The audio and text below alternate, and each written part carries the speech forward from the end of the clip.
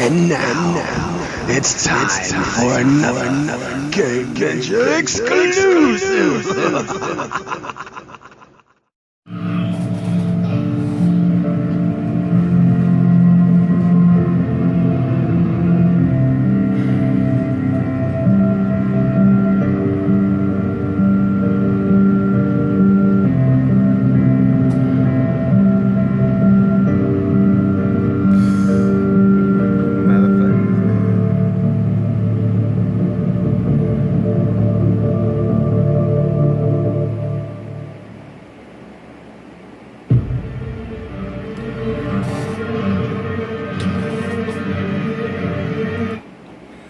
Okay, so I just got finished watching The Walking Dead Season 7 premiere.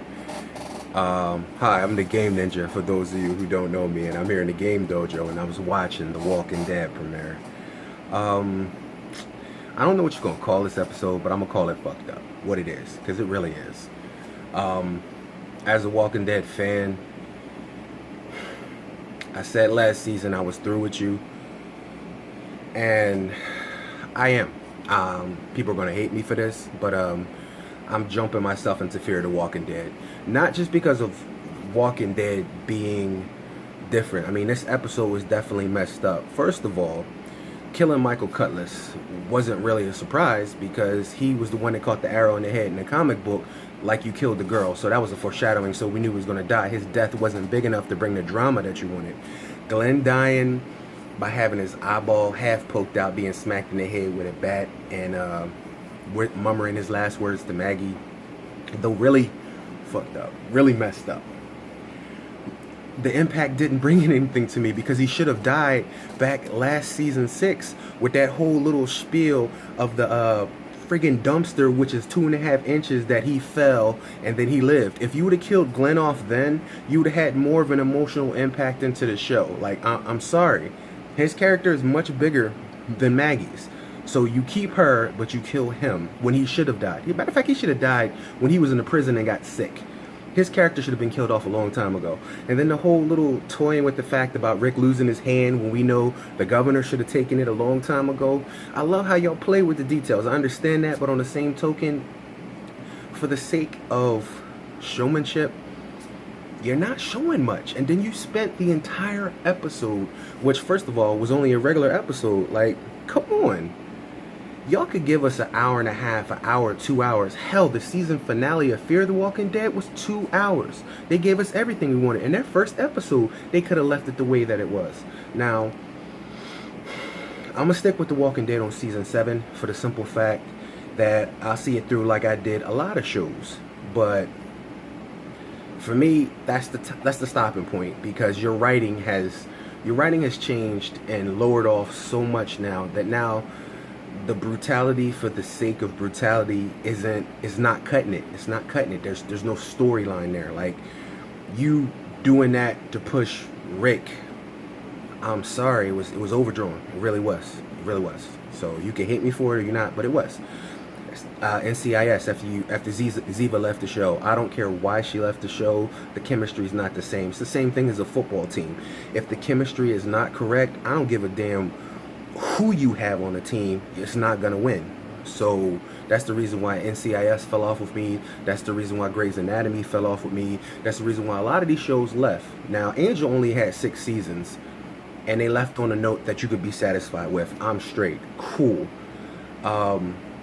Smallville, it's the same thing again. I stayed and watched the show all the way to the very end just to see Superman fly for 5 seconds. I'm not doing that with The Walking Dead. So, though I will watch the episodes, that's it for me. This episode was it. I watched Fear of the Walking Dead, your partner show, which you wanted to be a spinoff, which is taking it to a certain level because they're bringing it. I'm sorry, they're bringing it. It's a better storyline. It's more gripping. This right here was like watching your favorite horror movie being raped and redone by somebody who never saw it. It was gore for the sake of being gore. And I, for one, I didn't feel it at all.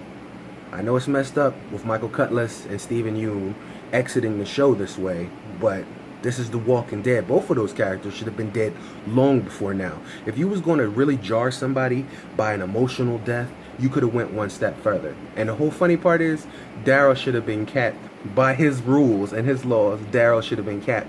But since he's a popular character on the show, you rewrite for the popularities, just like you did Glenn. Glenn should have been dead last season, but you heard so many people, I'm not going to watch the show if Glenn dies. We can't do this. So you kept him alive to be smacked in the head with a bat. I don't feel it. I don't find a reason behind it. So I'm going to give you 3.5 stars out of 5 on the Game Ninja scale of awesomeness, and that's being generous. I'm not being killer, and I'm not going to rip you down for it. The episode was mediocre at best, and it's something that I could watch on a normal episode. It definitely was not a season premiere, and it wasn't worth waiting the entire summer for. Now, if you would have put this on as your last episode, and that would have been the cliffhanger, oh hell yeah. Oh hell yeah. But you didn't. You kept this whole summer to give us this. And nah. Sorry. So I will stay loyal, and I will watch the show to the end, like I did with Smallville, Buffy, and a bunch of other my TV shows that I love so much. But as in an interest, this is the last video I'm doing on The Walking Dead. So this is the Game Ninja. I'm gonna go bust a game slightly more exciting.